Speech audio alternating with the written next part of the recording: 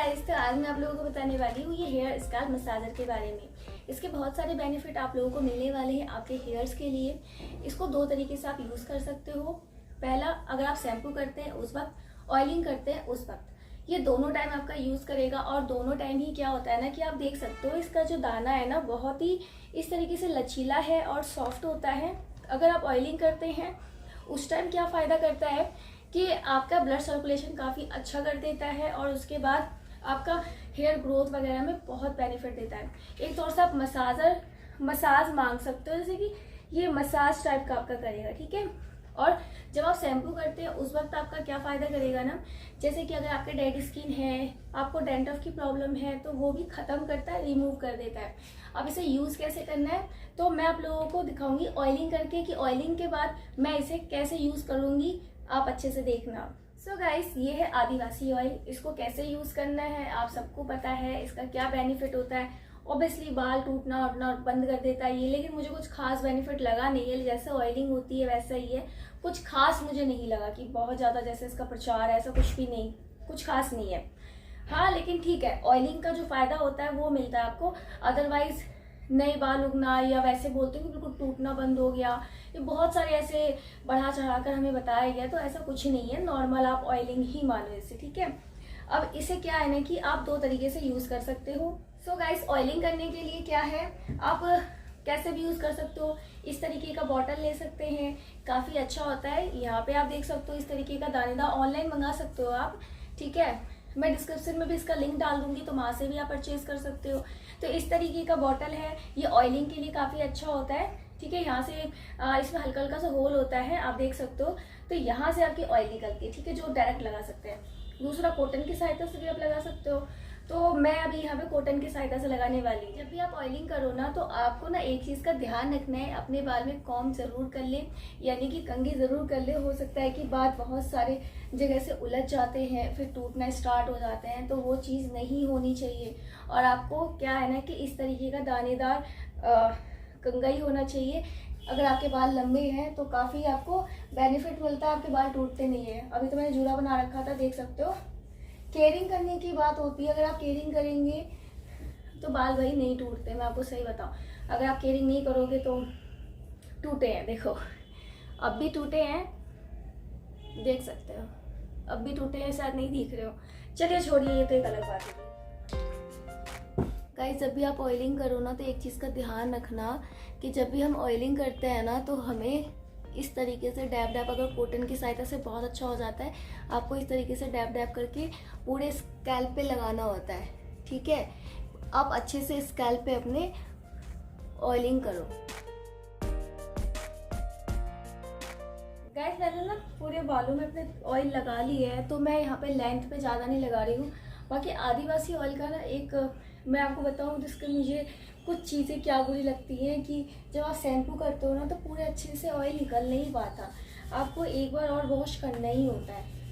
मैंने इसमें कमी देखी और इसकी महक भी मुझे कुछ खास पसंद आई नहीं है।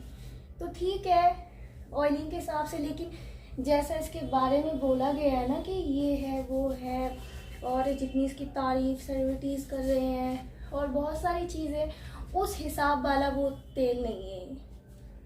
चलिए छोड़िए, हमारा क्या है, ऑयलिंग करना था कर लिया। अब मैं आपको इसको यूज़ करने का तरीका बताती हूँ। देखो, ऑयलिंग कर लिया, थोड़े से फिंगर की सहायता से भी आपको अच्छे से मसाज कर लेना है।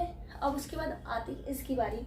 तो इसके लिए आपको देखो इस तरीके से मसाज करना होता है। आप ऐसे मसाज करोगे ना तो आपका जो ब्लड सर्कुलेशन है ना बहुत अच्छा हो जाएगा। आप इसे इस तरीके से भी राउंड राउंड करके कर सकते हो। अगर बाल छोटे हैं, बॉयज़ हैं, अगर आप गर्ल्स भी हैं, बाल छोटे हैं तो ठीक है। अगर बाल लंबे थोड़ी सी दिक्कत हो सकती है, लेकिन इतनी भी नहीं।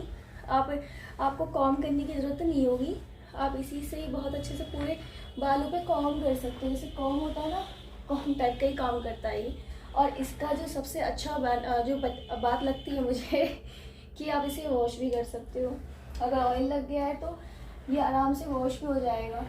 चलो ये तो एक अलग बात हो गई, ये मेरे बालों के लिए, यहाँ के लिए नहीं होता, ये मेन यहाँ क्या के होता है। देखो इस तरीके से आपको मसाज करना है। देखो आप इस तरीके से भी मसाज कर सकते हो। क्योंकि हमें पूरे बालों पे मसाज करना है। इसका मसाज ये डीप जाता है, बिल्कुल डीप तरीके से आपका ये मसाज कर देता है। क्योंकि सॉफ्ट है तो कोई दिक्कत भी नहीं है कि बाल तोड़ेगा, हार्ड है ये वो नुकसान करेगा, नहीं। इस तरीके से भी इससे हल्की हल्की तरीके से मसाज ले सकते हो आप, बाल इससे उलझते भी नहीं है।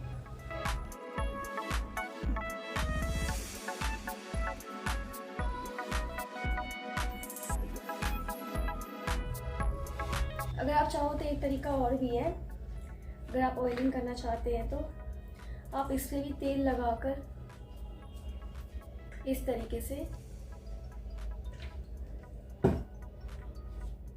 थोड़ा ही थोड़ा डालना, ठीक है, और आप ऐसे ऑयलिंग कर सकते हो। ये भी एक तरीका है कि हम ऑयल कर सकते हैं। बाहर पूजा तुमने सही तरीका ढूंढ लिया। बाल बांध लो पहले।